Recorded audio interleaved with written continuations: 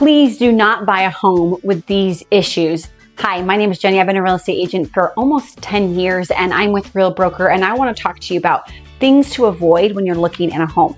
Now, if you become one of my clients, I will again repeat myself, show you videos, showcase to you on what to look for, how to negotiate with when it comes to inspectors, what to look for when hiring an inspector.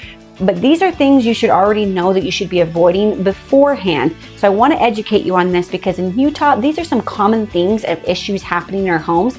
And I want to make sure that you are not someone who's going to overspend and then realize you have a lot of issues when it comes to the foundation or the roof. So we're going to go over a lot of these different things here on this video, especially some of my experiences in working with clients and realizing even some things that have come down to like full-on suitcases, lawsuits of particular items in homes that have been warranted and had issues, things to stay away from.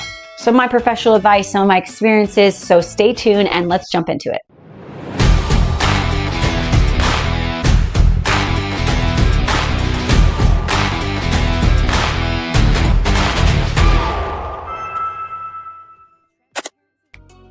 Okay, the first one is foundation and structural issues. Now, having a good real estate agent is definitely going to help you walk through because this is the kind of stuff I'm looking out for and I'm seeing and I point out. I do it every single time walking through a home with someone, especially if the basement's unfinished. I start to see things, especially if there's a crack all the way along the floor and what's going on. Now, Utah, because we have a lot of mountain ranges, because we have a lot of hilly areas, we have a lot of what's called sediment issues, where you have the sediment that's moving forward. We have a lot of retaining walls. New builders are doing a lot of retaining walls. And I can tell you when I look at a retaining wall, I'm like, okay, we've had some major issues happen here in Utah where homes have literally fallen off the hill because of some sediment issues or retaining walls that were not built properly. Now, there's lawsuits happening with these. I was not involved in any of these, but these are things to be looking for. Now, other specific areas that I know because of what's happening in the lifestyle around there.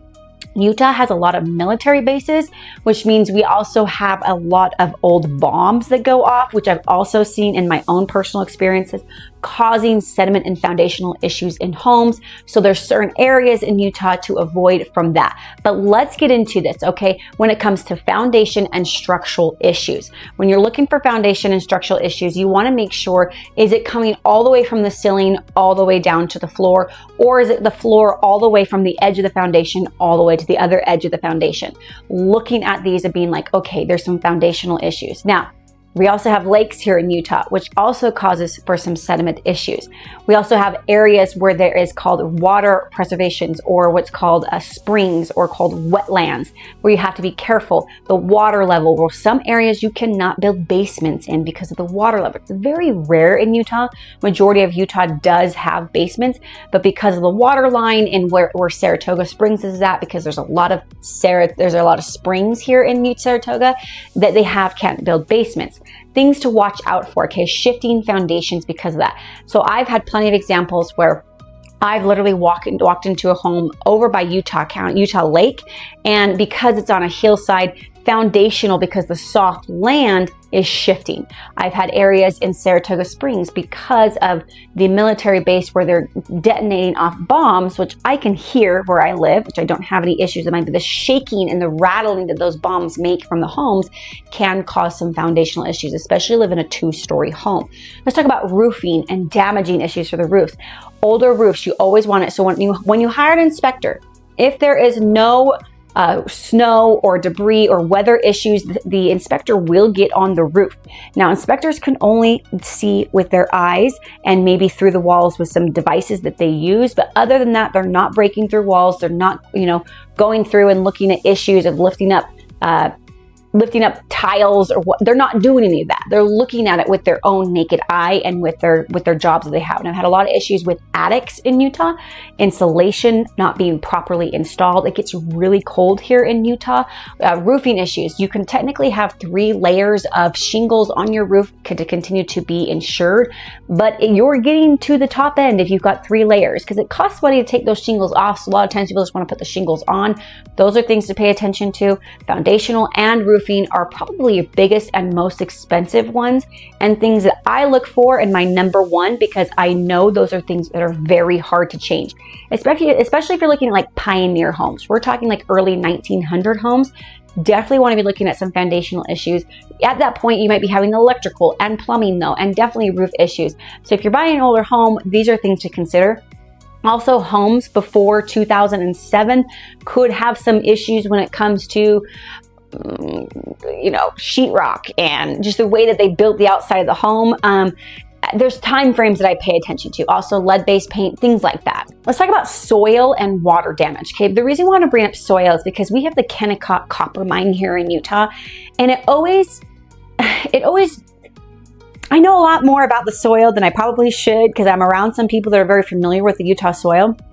It's really hard because a lot of these developments and builders don't disclose these things to the owners, that your land is toxic and you probably shouldn't be growing a garden there, or your land is very, very soiled and could have a lot of issues that are cancerous. And so when you're talking about things to avoid and areas to avoid, I don't want to scream what areas to avoid, but if you're close to the Kennecott copper mine, those are some things to consider. If you're over close to the Utah lake with the high algae issues they have over there, or if you're over by where Geneva, I hate to call that out, but where Geneva rock is, doing their sediment, pulling out for different soils, and Utah is really known for having really great, what do you call that? Cement companies, where they're the mining companies for the different types of soils. You've got red rock soil, we've got the copper soil, we've got different types of soil that construction companies love, but I definitely wouldn't recommend it for you to live in those areas, if you know what I mean. Let's talk about high flooding areas as well.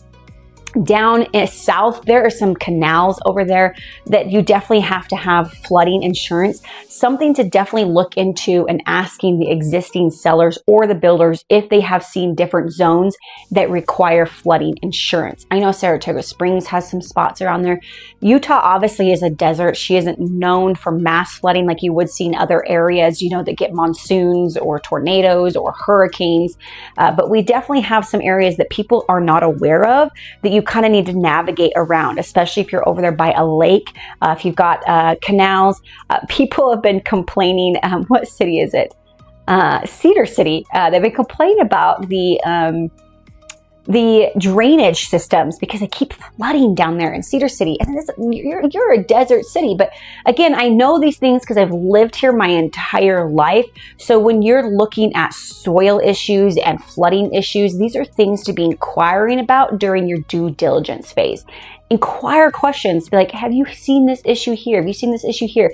Definitely radon. I always recommend to be testing for radon. So soil in Utah has been known to have a high radon, and high radon gets trapped inside your home and can cause cancerous things. So a lot of my clients have negotiated to get a mitigation system where it ventilates the soil throughout, so it pushes it out from the bottom out to the top, so it doesn't stay in because it gets trapped in your house and it becomes an issue for lungs. Don't get me started on the air issues in Utah. I'd have to say our air issues are probably the worst con here in Utah, but there's so many pros in Utah as well. And I go over a pro and con too if you're interested in that.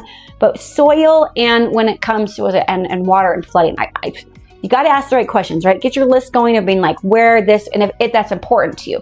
Flooding insurance is definitely there to support you on those things though. Okay, so I have a fun story on this one. Outdated or damaged electrical and plumbing. Now, I have seen a lot of different plumbing systems, water systems, hot water, cold systems, tankless water heaters, which I actually really like tankless water heaters.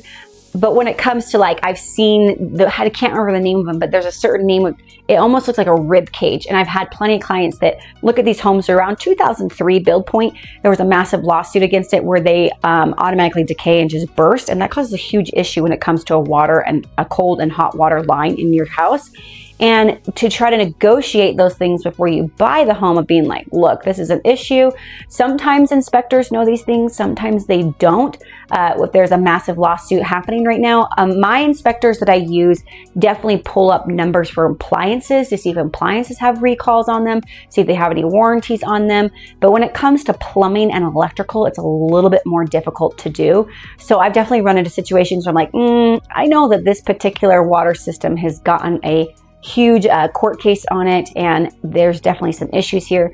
Things that because of my experiences and things I've walked through, I know what to look for and I know what to see. Now, when it comes to electrical, it's really hard to see behind the walls. I haven't had a lot of electrical issues unless she's like super old and you're looking at like knob and tube.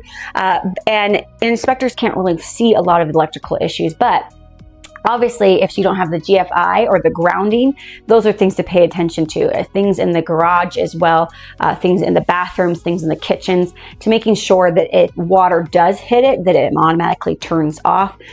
Safety for children when it comes to electrical. Electrical work has come a long way. So if you're looking at something that's a little bit older, those are things I pay attention to. It's like, oh, okay, this doesn't look like it was wired properly, or especially downstairs in your utility room. If you don't have any open wires, you've got wires up in the ceiling. All of your wire needs to be hidden and properly secured, especially if you're plumbing as well, making sure your plumbing. Now, an inspector will come in and test the water flow, test to make sure the drainage is working well, making sure that you've got a stop and flow, making sure your drainage is working down in your utility room. I just had a backup happen, and it's an older home, the 1960s home in my investment property. She's got some old plumbing in there. And this is something we're having to deal with just because the way the knob and the tube moves over, the way they did it differently with copper. We've got different material nowadays. So these are things to maybe look at and educate yourself on, especially if you're a new first-time home buyer. And if you're wanting to remodel a home as well, looking at the cost of it, ask those kind of questions. How much do you think it would cost? How do I get an estimate on these kind of things? If I'm wanting to, add a wall or fix this up or finish this basement, those are great questions to be asking, because you aren't really seeing a turnaround of equity when you're needing to upgrade, update the plumbing or electrical. You're not going to get a 20% increase. It's all of your cosmetics. If you add a basement with a bedroom, you're going to get more money out of it. If you add the right paint color, if you add some cabinetry, but you're not going to get any more equity out of your home if you're having to fix the electrical and the plumbing. So it's definitely a large expense out of your pocket, and I want to make sure to help you avoid those things. Okay, so let's jump into the last one, which is location and red flags. One of my biggest red flags is definitely going to be the HOA. I definitely watch HOAs, see what's going on. They have what's called a reinvestment fee a lot of times when you need to transfer things over, and it can be upwards of a 0.5%, which you need to know when you're purchasing a home. Like, oh my gosh, I didn't even know I have to turn around and pay $3,500 in order to take over this HOA. Huge hidden fees became a big issue. New builders are starting to realize that those are not very fun. They don't really help the resale, so they're trying to modify a lot of those things. But I'm also aware of communities that I definitely tell people, red flags, stay away, stay away. There's a community I know in Saratoga Springs where they had to completely remodel every single townhouse's decks. And it ended up being a $45,000 fee on top for every individual person. And I know everybody tried to sell those before they had to pay that fee. Well, what happens to that fee is it transfers to the new buyer. And so those are things that you need to be inquiring about. It's like, okay, so the HOA have any upgraded fees or reinvestment fees that we're seeing, any hidden fees that we're not aware of? And those are things I typically ask the agent before I even move forward with an offer, because it's really hard to negotiate around that after you're already under contract. When it comes to location as well, again, we talked about steep hillsides. We talked about the Wasatch Front can have a lot of sediment movements, fire opportunities. I don't like to call opportunities, but fire dangers. If you're really up close to the mountain, Utah goes on fire. Like, we have canyons. It's bound to happen. It's just a matter of when. So when I see these homes that are up against this beautiful hill point, granted, you've got a beautiful view, do know if you're that first home that's really close to the hillside, you might be the first home that might be threatened with a fire. Granted, those homes are more expensive because they do have the nice, no one's behind them, they're on a corner lot, they've got a beautiful view, they're in a cul-de-sac, like the whole 9 yards. With that being said, in places like Alpine or down by Elk Ridge, like you've got some Mapleton, you've got some beautiful viewpoints, some massive canyon opportunities. But you do have opportunities for fires over there. And so definitely looking at your insurance means you've got that fire hazard over there. These are things I would definitely pay attention to. And I don't want you to be fearful of these things. I definitely don't want you to live in fear. I just want you to be aware of these things. That there are some costs that happen when you are a homeowner. And a lot of times the home insurance can help you with that. A lender is automatically going to find your own home insurance based on the price point of what you qualified for. But if you want to work with your own insurance, you need to let the lender know and say, look, we would like to work with this particular company for a home insurance. So can you please factor this in? This is the quote that we got here, because the lender will just find the home insurance for you.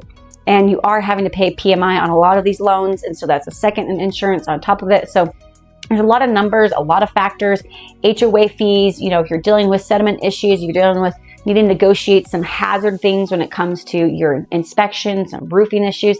That's why I'm here. You know, I'm not a professional in this, but we definitely hire professional people. And through my experiences, I know what kind of questions to ask. So if you are wanting a list of questions, please leave me a comment below. If not, also reach out to me. Send me a text message, stalk me on social media, or I do have a Calendly link down there below. Get in touch with me. See if I'm the right realtor for you, because I definitely want to help you in your next journey on where you should move and helping you navigate through some hard issues, because this is an emotional journey. It's an emotional ride, and I definitely want to be there for you if I happen to be the realtor for you. Until then, you guys, I'll see you in my next video.